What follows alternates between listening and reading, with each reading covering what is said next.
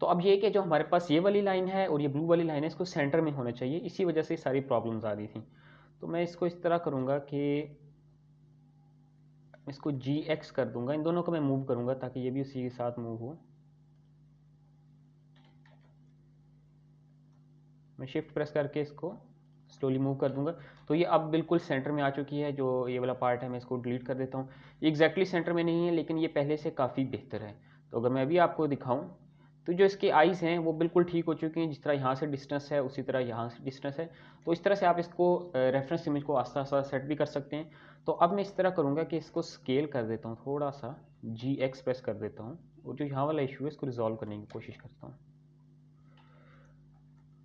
अगर हम इसको रिजॉल्व करते हैं तो साइड वाला पोज ख़राब हो जाएगा। तो बेहतर ये होगा कि हम इसको ऐसे ही रहने दें और हम मूव करें नेक्स्ट। जो आइज़ हमने ऐड करनी है, बाकी चीज़ें एलिमेंट्स ऐड करने हैं, उसके बाद हम दोबारा से इसके पास आ जाएंगे। तो मैं इसके जो सेंटर वाला पीस है उसको भी ऐड कर देता हूँ। एक्चुअली मैं देखता हूँ कि अगर यहाँ से कॉपी हो जाए, लेकिन यहाँ से हम इसको कॉपी नहीं कर सकते, कोई सर्कुलर जियोमेट्री नहीं है।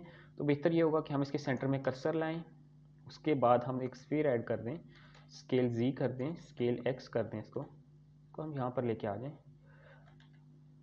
जी वाई करते हैं, स्केल वाई करके इसको हम अलाइन करते हैं इस जगह पे।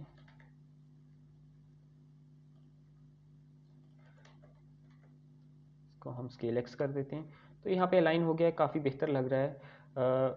मैं इसको थोड़ा सा पीछे की तरफ ले जाता हूँ। उसके बाद हम इसको स्मूथ कर देंगे और इसको हम इसके साथ ज्वाइन कर देंगे, जिसके लिए हम सिंपली पहले इसको सिलेक्ट करेंगे, फिर इस मॉडल को सिलेक्ट करेंगे और कंट्रोल जे प्रेस करेंगे।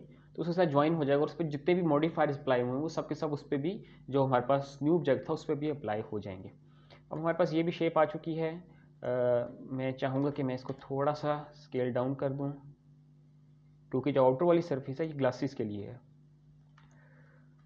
अब हमने इसको काफ़ी अच्छे से बना लिया है यहाँ तक। अब मैं इस तरह करूँगा कि जो उसके ग्लासेस के लिए राउंड सरफेस चाहिए मुझे, उसके लिए मैं इसी जो लूप है, जो यहाँ पर नज़दीक लूप होगा इसके, इसको मैं कॉपी कर लूँगा। इसको मैं डुप्लीकेट करूँगा, सबसे पहले शिफ्ट डी प्रेस करके, फिर पी प्रेस करके सेपरेट कर लूँगा उसको, ताकि हमारे पास एक सेपरेट लाइन आ जाए और हमें कोई और दोबारा से मॉडिफायर अप्लाई करने की ज़रूरत ना पड़े, दोबारा से लूप ऐड करने की ज़रूरत ना पड़े। तो ये कंप्लीट लूप है हमारे पास आ गया है। अगर हम इसको सर्कल करें तो हम कर सकते हैं, लेकिन चूंकि ये इसके बराबर था पहले से ही, तो बेहतर ये होगा कि आप इसको ऐसे ही रहने दें। उसके बाद हम इसको एक्सट्रूड कर लेते हैं। एक्सट्रूड करके हम स्केल करेंगे तो ये स्केल हो जाएगा, लेकिन प्रॉब्लम फिर से वही आ गई है कि अब ये इसके साथ चिपक नहीं रहा, इसके बिल्कुल इसको फॉलो नहीं कर रहा। तो उसके लिए जैसे मैंने पहले आपको बताया था कि हमारे पास श्रिंक रैप मॉडिफायर होता है, तो श्रिंक रैप मॉडिफायर हम अप्लाई कर देते हैं, जो हमने पहले सीखा था। फिर मैं क्लिक करूँगा, ये अप्लाई हो चुका है।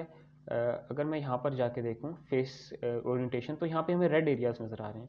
बेहतर ये होगा कि हम सबको सेलेक्ट करके रिकैलकुलेट आउटसाइड कर दें, और ताकि अच्छे से सब डिवीजन मॉडिफायर, सॉरी ये जो श्रिंक रैप मॉडिफायर है ये अप्लाई हो जाए। मैं इसको दोबारा से ऑफ कर देता हूँ। अब ये अप्लाई हो गया, लेकिन ये स्मूथ नहीं है, तो मैं कंट्रोल 1 प्रेस करके स्मूथ कर देता हूँ इसको थोड़ा सा इसके ऊपर ले जाता हूँ, ताकि इस पर जो सब डिवीजन मॉडिफायर है इसके हिसाब से काम करें। अब हमारे पास ये प्रॉब्लम है कि अगर मैं इस रेफरेंस इमेज को हाइड करूँ तो हमें ये प्रॉब्लम अब देख सकते हैं कि ये जो है इसके बिल्कुल सही से फॉलो नहीं कर रहा, जबकि हम इसको ऑफ करें तो ये सही से फॉलो कर रहा है। तो उसके लिए ये सबसे बेहतर ये होगा कि आप इसकी सेटिंग्स चेंज करें। आप प्रोजेक्ट कर सकते हैं, प्रोजेक्ट करेंगे तो ये प्रोजेक्ट हो जाएगा उसके ऊपर। अगर आप इसमें जाके नेगेटिव को चूज़ करें तो ये इसके साथ चिपक जाएगा और बिल्कुल सही से चिपक जाएगा, इसमें कोई भी प्रॉब्लम नहीं होगी। इसके बाद अगर आप इसको यहाँ से इनेबल कर देते हैं हम लोग। इसके बाद अगर यहाँ पर देखें हमारे पास ऑन सरफेस था, इसको हम अबव सरफेस कर देते हैं। अबव सरफेस से ये होता है कि ये उसके ऊपर आ जाती है सरफेस के। तो ये हमारे पास काफ़ी बेहतर हो गया पहले से। हम देखें तो ये एग्जैक्टली सेंटर भी, एग्जैक्टली ये सेंटर में है। इसको मैं इस तरह करता हूँ, सबसे पहले सेलेक्ट करके सर्कल करने की कोशिश करता हूँ कि इसको फॉलो करे। तो इसको सर्कल करने से बेहतर हो जाएगा। मैंने इसे सर्कल कर दिया। जिस तरह हमने पहले डुप्लीकेट किया था उसको हमने सर्कल नहीं किया था, लेकिन अगर अब हमने देखा है कि इसको सर्कल करने की ज़रूरत थी, तो अब हम इसको सर्कल कर लेते हैं। इसके बाद मैं सिंपली ये करूँगा, रेफरेंस इमेज को मैं दोबारा से इनेबल कर दूँगा। ये जो पार्ट है मैं इसको बेवल कर लूँगा ताकि हमारे पास एक ब्रिज बन जाए, उसको हम एक्सट्रूड कर सकें। इसको एक्स में मैं मूव कर दूँगा, क्लिपिंग ऑन कर दूँगा। ये क्लिप नहीं हो रहा, ये अब क्लिप हो चुका है। तो मैं यहाँ पर भी लूप कट ऐड कर देता हूँ एक। तो अब हमने इसकी जो ग्लासेस हैं वो बना ली और मैं बार बार सेव कर रहा हूँ इसको। बार बार सेव करने की वजह ये है कि अगर ये लूज़ हो जाती है फाइल तो मैं इसको दोबारा से रिकवर कर सकूँ। इसके बाद हम सिंपली ये करेंगे, इसको मैं हाइड कर देता हूँ। इसके बाद हम सिंपली ये करेंगे, यहाँ पर हम सब जो हमारे पास सॉलिडिफाई मॉडिफायर है उसको मैं इनेबल कर देता हूँ। मैं इनको हाइड नहीं कह सकते हम, ये कि इसको हम क्लोज़ कर सकते हैं इसको, ताकि ये ज़्यादा यहाँ पर मेस ना हो और हमें कोई प्रॉब्लम ना हो। तो मैं यहाँ पर जाके सिंपली सॉलिडिफाई मॉडिफायर ऐड कर दूंगा। नेगेटिव में लेके जाते हैं इसको, नेगेटिव में ले जाते हैं। लेकिन यहाँ पर अगेन ये प्रॉब्लम आ रही है कि हमारे पास ये जो है सही से जो मॉडिफायर है वो सही से नहीं आ रहा, इससे बिल्कुल राउंड होना चाहिए था। तो उसका सबसे जो आसान तरीका है वो ये है कि अगर मैं आपको दिखाऊं, एक्चुअली ये भी प्रॉब्लम कर रहा है काफ़ी ज़्यादा। अगर हम ये प्रॉब्लम इस वजह से कर रहा है क्योंकि जो हमारे पास सरफेस है, ये वाली स्फीयर है, ये स्फीयर राउंड नहीं है, एग्जैक्टली राउंड नहीं। यहाँ पर देख सकते हैं ये कॉर्नर्स हैं, इसी तरह से इसमें भी कॉर्नर्स आ रहे हैं। तो इसी वजह से ये जो हमने सॉलिडिफाई मॉडिफायर अप्लाई किया था उसमें भी कॉर्नर्स आ रहे हैं। तो मैं इसको इस तरह करूँगा, ऑप्टिमल डिस्प्ले ऑफ करके देखूंगा। ये हमारे पास बहुत कम है, मैं इसको 4 पे ले जाऊँगा। जो ही हम 4 पे लेके जाएंगे ये भी बिल्कुल ठीक हो जाएगा, इसमें भी कोई प्रॉब्लम नहीं रही। फॉर एग्जाम्पल मैंने इसको पहले 1 पे किया तो कितनी ज़्यादा प्रॉब्लम शो हो रही हैं। अगर इसको हम 2 पे लेके जाते हैं, 3, 4 पे लेके जाते हैं, ये बहुत बेहतर हो गया है पहले से। तो ये काफ़ी बेहतर हो गया है। अब इसको हम स्केल कर देते हैं ताकि बिल्कुल सीमलेस हो जाए, इसमें कोई भी हमें ये जो हमारे पास यहाँ पे लाइन शो हो रही है ये शो ना हो। अभी हमने इसको इतनी थिकनेस काफ़ी होगी इसकी। एक्चुअली ये जो हमारे पास है इसको मैं थोड़ा सा रोटेट कर देता हूँ क्योंकि ये सही नहीं लग रहा। तो इस तरह हम साथ साथ इसको चेंज करते रहते हैं। उसके बाद मैं ये करूँगा कि हमारे पास जो अब सबसे ज़्यादा बड़ी जो प्रॉब्लम है वो ये है कि ये वाला पार्ट ज़्यादा बड़ा लग रहा है, ये छोटा लग रहा है, क्योंकि इसको सेम होना चाहिए था। और वो सेम इसलिए नहीं है क्योंकि हमारे पास जो ये आई है, जो आई बॉल है, वो सही से लाइन नहीं हुई है, सही से यहाँ पर हमने इसको सेट नहीं किया हुआ। तो मैं इसको सही रोटेट कर देता हूँ, इसको सेंटर में इसको रोटेट कर देता हूँ। अब ये पहले से काफ़ी बेहतर हो गया होगा, लेकिन अगर अभी भी कोई इश्यूज़ आ रहे हैं इसको हम बाद में जाके रिसॉल्व कर सकते हैं। बेहतर ये होगा कि अब हम नेक्स्ट मूव करें और हम नेक्स्ट जो है चीज़ें मॉडल कर लें। इसके बाद हम इसका जो नोज़ है उसको मॉडल करेंगे। अगर मैं इसको आपको नोज़ दिखाऊं तो ये काफ़ी सिंपल सा नोज़ है, इसमें कोई कम्प्लेक्सिटी नहीं है, बहुत ही ज़्यादा सिंपल नोज़ है। तो मैं इस नोज़ को भी उसी तरह से मॉडल कर लेता हूँ सिंपली। रेफरेंस इमेज को हम फॉलो करेंगे, ज़रूरी नहीं है जो मैंने मॉडल किया था पहले हम उसी को फॉलो करें। तो मैं इस तरह करूँगा, इसके बिल्कुल सेंटर में कर्सर को ले आऊँगा और यहाँ पर मैं एक क्यूब ऐड कर दूँगा। एक्चुअली ये सेंटर उसमें चला गया, मैं इस जगह पे ले आता हूँ इसको और क्यूब ऐड कर देता हूँ। क्यूब में क्यों ऐड कर रहा हूँ क्योंकि अगर हम स्फीयर यूज़ करें तो स्फीयर की जो टोपोलॉजी होती है वो ठीक नहीं होती। अगर मैं यहाँ पर आपको दिखाऊँ तो ये ट्राइंगल्स बहुत ज़्यादा होते हैं। लेकिन अगर हम यूज़ करते हैं एक क्यूब यूज़ करते हैं, उसके बाद हम सब डिवीजन मॉडिफायर अप्लाई कर देते हैं उस पर, तो ये सारे के सारे जितने भी होते हैं इसमें ये क्वाड्स आ जाते हैं, यानी कि ये बॉक्सेस आ जाते हैं, स्क्वेयर्स आ जाते हैं, जो कि ज़्यादा अच्छा रिजल्ट देते हैं। इस वजह से मैं इसी को यूज़ करूँगा। और इसके बाद मैं इस तरह करूँगा, मैं इसको लेवल 1 पे अप्लाई कर दूँगा। उसके बाद मैं 2 सब डिवीजन मॉडिफायर ऐड कर दूँगा, लेवल 2 पे ऐड कर दूँगा। मैं इसको स्केल कर लूँगा, इसको मैं स्केल एक्स कर लूँगा। बेहतर ये होगा कि हम सारे को स्केल एक्स कर लें।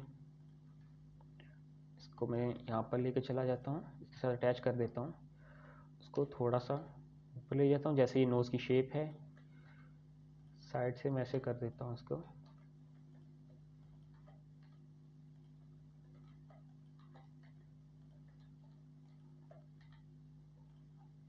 इसको मैं स्मूथ कर देता हूँ यहाँ से जाके। मैं एक्चुअली यहाँ पे प्रॉब्लम शो हो रही है। अब हमें बेहतर ये होगा कि आप यहाँ पर जाएं मैश में, उसके बाद आप हमारे पास सॉरी वर्टेक्स में था स्मूथ वर्टिसेस में राइट क्लिक करके ऐड टू फेवरेट कर लूँगा ताकि मैं इजीली यहाँ से इसको स्मूथ कर सकूँ।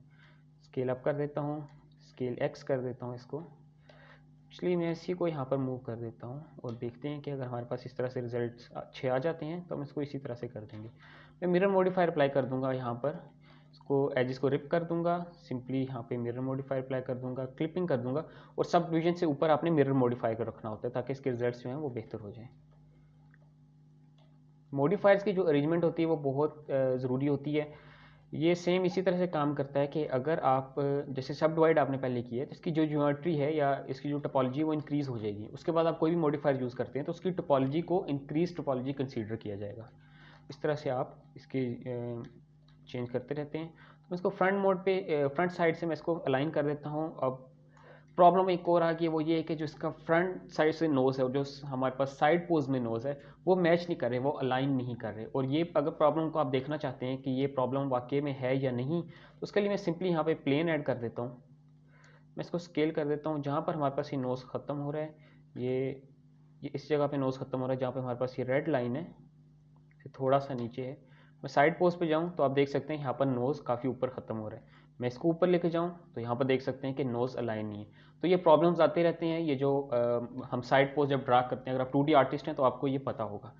तो इसके लिए सबसे बेहतर ये होता है कि हम साइड पोज पे जाके इसको अलाइन कर लें, उसके बाद हम इसको वापस स्ट्रेट कर दें, उसको जैसे उसकी शेप है उसको हम फ्रंट व्यू के साथ कर दें, क्योंकि फ्रंट व्यू ज़्यादा मैटर करता है। अगर हम कोई भी चीज़ मॉडल करते हैं, अगर वो फ्रंट व्यू के मुताबिक नहीं होगी बल्कि साइड व्यू के मुताबिक वो बिल्कुल परफेक्ट होगी, तो वो एक जो है ऑब्जेक्ट हमारे पास अच्छा नहीं बनेगा। और ये कोई ऐसा पार्ट नहीं है जिसमें उन्होंने नोज़ की स्पेसिफिक डायमेंशंस दिए हों कि नोज़ इस तरह का होना चाहिए, ये डायमेंशंस होनी चाहिए, ये जो आईज़ का साइज़ है वो इतना होना चाहिए। वो मैकेनिकल पार्ट्स होते हैं जिसमें आपको डायमेंशंस सही से रखनी पड़ती हैं। इसमें आप रफली अलाइन कर सकते हैं। एट द एंड आपको साइज़ ये चाहिए और जो फेस होगा उसका और जो शेप होगी वो अच्छी से अच्छी होनी चाहिए। तो मैं इसको अलाइन कर देता हूँ यहाँ पर। अब हम रेफरेंस इमेज को हाइड करके देख लेते हैं। तो ये काफ़ी अच्छा शो हो रहा है हमारे पास अगर हम इसको देखें, लेकिन साइड व्यू से सही शो नहीं हो रहा। तो इसकी वजह ये है कि जो हमारे पास ये वाला पार्ट है इसको थोड़ा सा ऊपर होना चाहिए।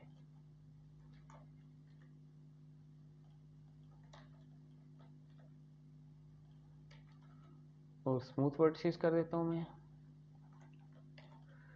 बेहतर ये होगा कि आप कार्टून से एग्जांपल देख लें। आपके पास जो आप रेफरेंस इमेजेस निकाल सकते हैं, डिफरेंट जो कार्टून्स होते हैं उनके नोजेस को चेक कर सकते हैं। उनको आप ये है कि आप गौर करके उनको देख सकते हैं, आपको पता चल जाएगा नोजेस की शेप्स कैसी होती हैं।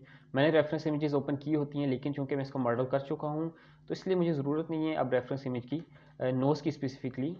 तो बेहतर ये होगा कि आपके लिए बेहतर ये होगा कि आप इसको नोज़ की जो इमेजेस होती हैं, डिफरेंट कार्टून की जो इमेजेस होती हैं, आप उनको अपने सेकंड मॉनिटर पे ओपन कर लें। अगर आपके पास सेकंड मॉनिटर नहीं है तो आप उसको प्रिंट कर सकते हैं। अगर आपके पास प्रिंटर नहीं है तो आप अपने मोबाइल में ओपन करके साइड पे रख सकते हैं, या अगर आपके पास लैपटॉप है तो आप उसमें भी साइड पे रख सकते हैं। तो इस तरह से आप रेफरेंस इमेजेस को सेट कर सकते हैं। अब मैं बॉटम व्यू से जाके इसको सेट कर देता हूँ। बॉटम व्यू बहुत ही ज़्यादा इंपॉर्टेंट होता है। ये देख सकते हैं कि नोज़ जो होता है वो बिल्कुल भी ऐसे नहीं होता। नोज़ जो, अगर आप बॉटम व्यू से नोज़ को देखें तो नोज़ जो बॉटम वाली साइड से होता है, आप ये देख सकते हैं ये नोज़ पॉइंटेड होता है, ये ऐसे फ्लैट नहीं होता, ये पॉइंटेड होता है। इसी तरह से जितने भी कार्टून्स होते हैं, अगर आप जाके अगर आप 3D कैरेक्टर्स लिखें तो आपको जो इन कैरेक्टर्स के नोज़ मिलते हैं, अगर हम सिंपल कैरेक्टर्स की बात करें तो ये देख सकते हैं ये जो नोज़ मिलते हैं ये फ्लैट नहीं होते सामने से। तो इस वजह से आपने बॉटम व्यू से जाके इसको देखना है, और ये बॉटम व्यू से अगर फ्लैट है तो हम इसको थोड़ा सा आगे कर देना है ताकि ये शेप जो है इसकी अच्छी लगे। इस तरह से आप शेप को बेहतर बना सकते हो, ये आपको एक्सपीरियंस के साथ साथ समझ आएगी। अगर आप पहली दफ़ा बना रहे हैं तो आप इतना अच्छे से नहीं बना सकेंगे, अगर आप दूसरी दफ़ा बना रहे हैं तो आप पहले से बेहतर बनाएंगे। और इस तरह से जब आप उसकी प्रैक्टिस करते रहेंगे तो ये साथ साथ बेहतर होता रहेगा। अगर मेरे बहुत पहले के करैक्टर्स देखें तो वो बहुत ही फ़नी थे, उसमें वो इतने अच्छे नहीं थे जितने मैं अभी अच्छे करैक्टर बनाता हूँ। तो इस तरह से आप जितनी प्रैक्टिस करते हैं उसका आपको सिला मिलता रहता है, और जो रिजल्ट्स होते हैं वो चेंज होते रहते हैं, तो आप काफ़ी बेहतर होते जाते हैं। मैं स्मूथ वर्टिसेस कर देता हूँ एक बार फिर से ताकि बिल्कुल स्मूथ हो जाए। मैं इसको एक्स पे स्केल कर देता हूँ। तो हमारे पास जो नोज़ है अब बेहतर हो चुका है। इसमें हमारे पास थोड़ी सी चेंजेस हैं जो हम कर सकते हैं, वो ये है कि इसको हम थोड़ा सा पीछे ले आएँ। अगर इसको हम थोड़ा सा पीछे ले आएँ, इसको हम यहीं रहने देते हैं, इसको थोड़ा सा पीछे लेके आ जाते हैं जिससे ये फ्लैटनेस ख़त्म हो जाएगी। तो अब इस तरह से नोज़ को मॉडल कर सकते हैं। अगर ये ज़्यादा आपको ट्राइंगल शो हो रहा है तो आप इसको थोड़ा सा इन्वर्ट कर सकते हैं। तो इस तरह से हम नोज़ मॉडल कर सकते हैं। तो ये नोज़ हमारे पास मॉडल हो गया है। मैं इसको फिलहाल इस तरह ही रखूँगा, आगे जाके हम इसको डिफरेंट जो चेंजेस करने वाली होगी हम वो चेंजेस कर लेंगे, लेकिन फ़िलहाल इसको ऐसे ही रहने देते हैं और मूव करते हैं हम अपने नेक्स्ट स्टेप की तरफ। वो जो इसकी मुस्टैश है और ये जो इसका फेस है, इसके लिए हम जो स्माइल है इसकी, सॉरी, उसके लिए हम ये है कि सिंपली वही तरीका यूज़ करेंगे जो हमने पहले किया था। इसमें हम ये करेंगे कि जो हमने इसमें ग्लासेस में तरीका यूज़ किया था वही हम इसमें यूज़ करेंगे कि हम यहाँ पे एक प्लेन ऐड कर देंगे, उसको हम बाद में श्रिंक रैग मॉडिफायर लगा देंगे, सब डिवीजन मॉडिफायर लगाने के बाद सॉलिडिफाई मॉडिफायर लगा देंगे और उसको डुप्लीकेट करते जाएंगे। तो उसके लिए बेहतर ये होगा कि आप इस पर क्लिक करें, क्लिक करने के बाद आप प्लेन ऐड कर दें। आप इसको सिंपली रोटेट एक्स 90 पे कर सकते हैं, जी वाई कर सकते हैं, आप इसको सामने लाने के लिए आप इसको स्केल एक्स कर सकते हैं। इसको मैं सिलेक्ट करूँगा, कंट्रोल शिफ्ट बी करूँगा, तो हम इसको इस तरह से कर सकते हैं। वो शेप हमारे पास वही आ जाएगी, लेकिन टोपोलॉजी का प्रॉब्लम है, तो टोपोलॉजी के लिहाज से मैं सोच रहा हूँ कि इसको किस तरह से बेहतर बनाएं। मैं ट्रांसफॉर्म्स अप्लाई कर देता हूँ, तो मैं इसको स्केल जी कर दूँगा। मैं एक सब डिवीजन मॉडिफायर अप्लाई करूँगा, लेवल 2 पे अप्लाई कर दूँगा, यहाँ से टोपोलॉजी ऐड करके मैं इसको इस तरह कर देता हूँ। अब ये टोपोलॉजी हमारे पास पहले आ रही थी, जो टोपोलॉजी वो ट्राइंगल्स में थी। अब हमारे पास टोपोलॉजी जो है वो, अगर आप यहाँ पर देखें तो हमारे पास जो टोपोलॉजी शो हो रही है वो ट्राइंगल्स में नहीं है, बल्कि वो रेक्टेंगल्स में है। ये स्क्वेयर्स में नहीं है, रेक्टेंगल्स में है, लेकिन पहले से काफ़ी बेहतर है। यहाँ पर एक और ऐड कर देता हूँ जिससे इसकी टोपोलॉजी और बेहतर हो जाएगी। अब इसको हम थोड़ा सा नीचे की तरफ मूव कर देते हैं, इसको भी हम थोड़ा ऊपर ले आते हैं। अगर मैं यहाँ पे लाइन एक ऐड करूँ तो ये हमारे पास काफ़ी बेहतर हो चुका है। इसको लेवल 1 पे अगर अप्लाई करते हैं तो लेवल 1 पे भी ठीक है, लेकिन लेवल 2 पे मैं इसको अप्लाई कर दूँगा। यहाँ पर मैं ऐड कर देता हूँ ताकि इसकी टोपोलॉजी ख़राब ना हो। लेवल 1 पे अब हम इसको अप्लाई कर सकते हैं, लेवल 2 पे हम बाद में देखते हैं अगर हमें ज़रूरत पड़ती है। तो इस वाले पार्ट को हम रिलैक्स कर लेंगे। एक्चुअली मैं इसको अप्लाई करूँगा सब डिवीजन मॉडिफायर 1, इसको रिलैक्स कर दूँगा, इसको भी हम रिलैक्स कर देंगे। इससे ये होगा कि ये थोड़ा स्मूथ हो जाएगा। इसको एक्चुअली हम यहाँ से रिलैक्स कर देते हैं, तो ये स्मूथ हो चुका है, ये हमारे पास वही शेप आ चुकी है। अब सिंपली हमने करना ये है कि हम इसको यहाँ पर लेके जाएंगे, और यहाँ पर अगर आप देखें तो ये जो शेप है इसकी, ये थोड़ी सी ज़्यादा मतलब थोड़ी ज़्यादा चौड़ी है, एक्स एक्सिस पे थोड़ी ज़्यादा ये है, तो मैं स्केल एक्स कर देता हूँ। एक्चुअली मैं स्केल एक्स कर देता हूँ, इसको स्केल जी कर दूँगा। स्केल जी करने से ये प्रॉब्लम हो रही है कि हमारे पास जो इसकी शेप है वो ख़राब हो रही है। बेहतर ये होगा कि आप इसको नीचे की तरफ ले आएँ। आप ये जो लाइन हमने ऐड किया था इसको हम डिज़ोल्व कर देते हैं, एज को अब क्लिक करें, डिज़ोल्व एज करें, तो वो एज रिमूव हो जाएगी वहाँ से, तो आप इसको ईजिली नीचे लेके आ सकते हैं। जो शेप होगी आप उसके लिहाज से इसको लेके आ सकते हैं। अब हमारे पास ये काफ़ी बेहतर शेप बन गई है, जिस तरह वहाँ पर हमें शो हो रही है। इसका जो ओरिजिन पॉइंट है वो मैं सेंटर में ले आऊँगा ताकि ये सेंटर से रोटेट करे। अभी भी हमारे पास प्रॉब्लम है, वो ये है कि ये थोड़ा ज़्यादा बड़ा है, तो मैं इसको थोड़ा सा और नीचे ले आता हूँ। इसको मैं एक्चुअली डिज़ोल्व करके एक सेंटर में दोबारा से ऐड कर देता हूँ, तो वो एग्जैक्टली सेंटर में आ जाए। तो अब हमारे पास शेप काफ़ी बेहतर आ गई है, जो कि सही लग रही है, और मैं चाहूँगा कि मैं इसको यहाँ पर ये अप्लाई कर दूँ। तो उसके लिए बेहतर ये होगा कि सबसे पहले हम सब डिवीजन मॉडिफायर ऐड करें, वह श्रिंक रैम मॉडिफायर ऐड करके मैं यहाँ पे क्लिक कर देता हूँ ताकि उसके साथ ऐड हो जाए। अब ये प्रॉब्लम आई है हमारे पास, और इस प्रॉब्लम से बचने के लिए हम ये कर सकते हैं, इसलिए मैं इनको हाइड कर देता हूँ रेफरेंस इमेजेस को। इसके लिए हम ये कर सकते हैं जैसे हमने पहले किया था, हम प्रोजेक्ट कर सकते हैं, इसको प्रोजेक्ट करने से फिर वापस आ जाएगा। नेगेटिव कर देंगे तो नेगेटिव करने से इसके साथ जुड़ जाएगा, और ये काफ़ी अच्छे से हम चिपक चुका है। हम इसको अब इजीली यूज़ कर सकते हैं, कोई हमारे पास प्रॉब्लम नहीं आएगी।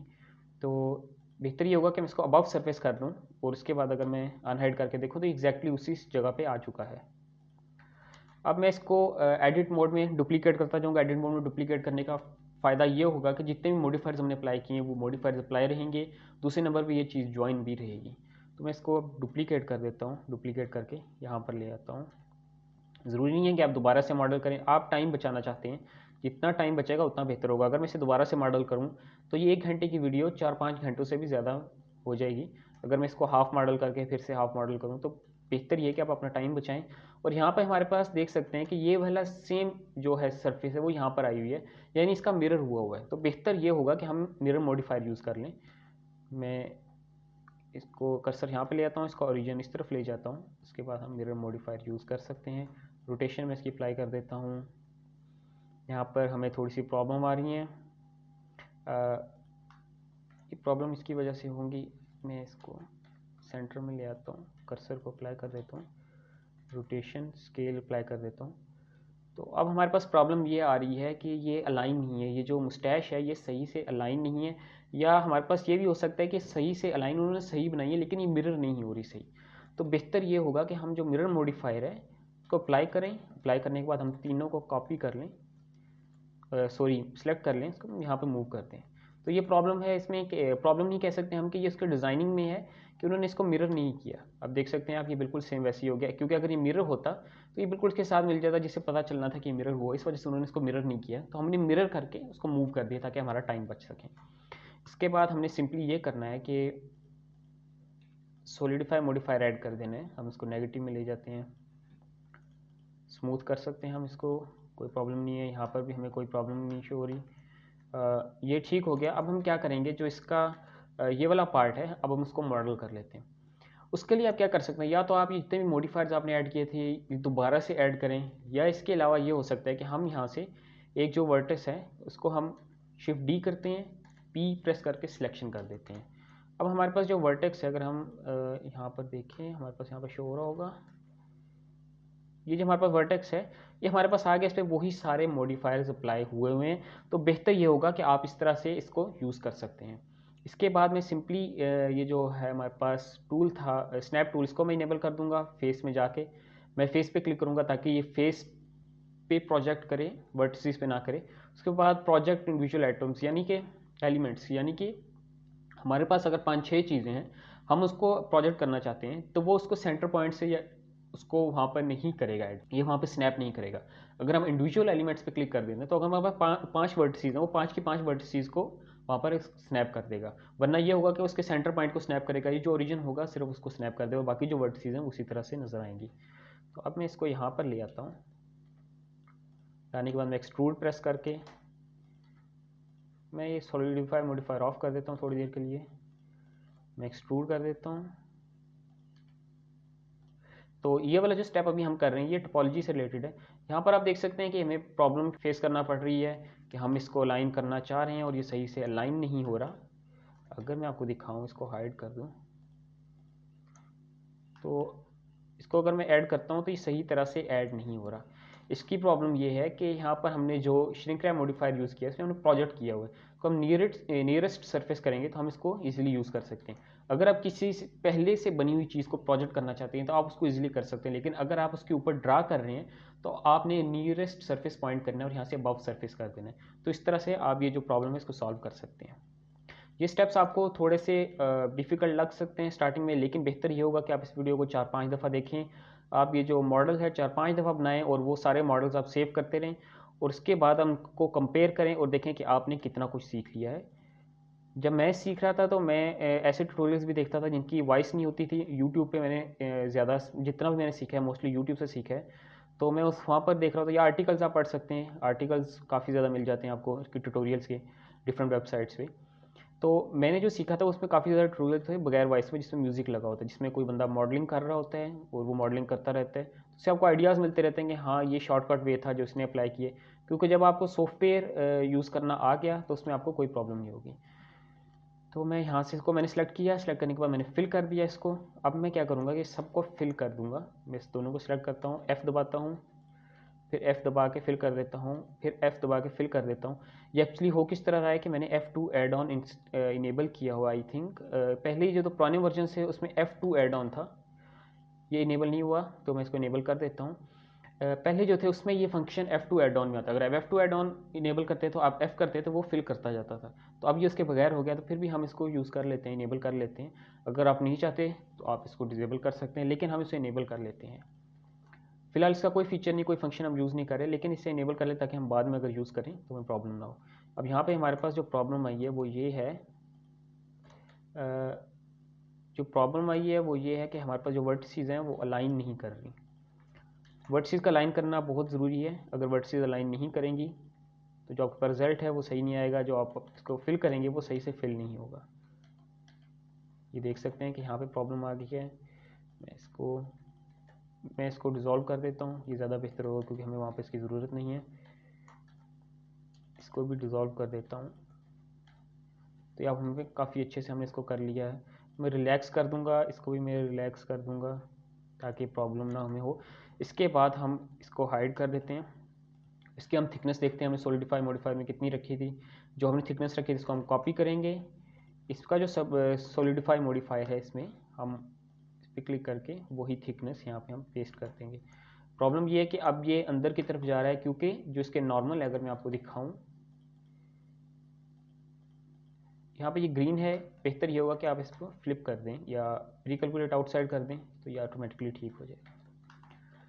इसके बाद एक्चुअली हम ये भी यूज़ कर सकते थे फीचर, मैंने इसको यूज़ नहीं किया जब मैं यहाँ मैटकैप्स यूज़ कर रहा था। हम इसको भी यूज़ करके मॉडलिंग कर सकते थे, तो नेक्स्ट टाइम मैं इसी को ही यूज़ करूँगा। ये ज़्यादा बेहतर होगा क्योंकि इससे व्यू काफ़ी अच्छा और ये काफ़ी फास्ट भी है। तो इसके बाद मैं इनको हाइड कर देता हूँ रेफरेंस इमेजेस को।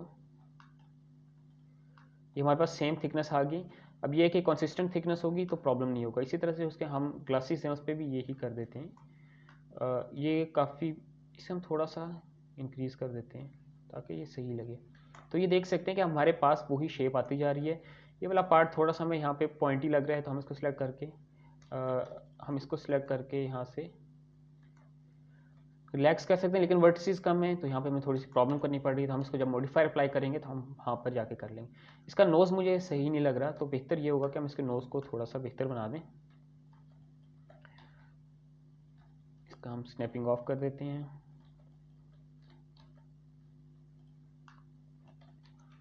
अब पहले से ठीक है, थोड़ा क्यूट लग रहा है, पहले ये सही नहीं लग रहा था। थोड़ा सा बाहर की तरफ भी ज़्यादा है, तो मैं ओरिजिन कर्सर यहाँ पे लेके जाके इसको इस तरह कर देता हूँ। अब ये पहले से बेहतर लग रहा है। अब हमने इसको काफ़ी ज़्यादा यहाँ तक मॉडल कर लिया, काफ़ी ज़्यादा हो गया, ऑलमोस्ट कंप्लीट होने वाला है। लेकिन जो टॉप पार्ट है इसका वो रह गया है, जो एक्चुअली ये वाला पार्ट है, ये वाला पार्ट रह गया इसका, जिसका साइड वगैरह आप देखें तो ये कुछ इस तरह से है। और इसके हेयर जो कि मोस्ट इंपॉर्टेंट है वो रह गए हैं। तो हम बेहतर ये होगा कि हम हेयर्स पहले मॉडल कर लें, उसके बाद जो बाकी जो इसका पार्ट रह जाएगा टॉप वाला उसको हम बाद में कर लें। उसके बाद जो एयर्स हैं वो हमने मॉडल करना है, डिटेलिंग रहती है तो उसको डिटेलिंग हम बाद में करते हैं।